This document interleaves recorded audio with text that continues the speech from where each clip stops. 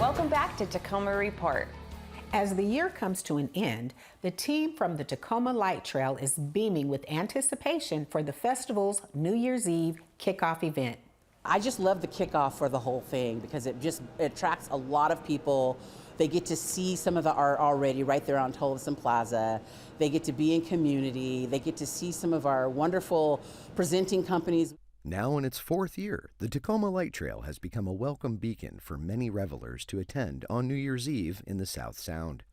Comprised of 25 artists with installations across 50 different venues located downtown, this festival offers something for everyone to explore and enjoy. The feedback that we get is that, oh, finally there's something, on New Year's Eve that we can come, that we can bring our families to. It's for adults and children, and we can come together in community and celebrate this kickoff of this amazing performing arts, sound festival.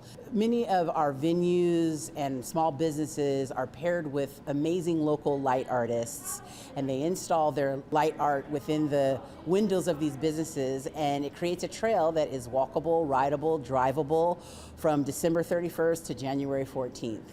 The light bulb moment for the festival's founder occurred when they thought of a unique way to shine a ray of hope for Tacoma during a time when community gatherings were seemingly blacked out. Our founder, Rosemary Panacanti, had this idea when we were in a pandemic in the year 2020, which was the first year of the Tacoma Light Trail, and she wanted to create something that brought people out of their homes. So she created this display of beautiful art to bring hope and joy and community during a very dark time.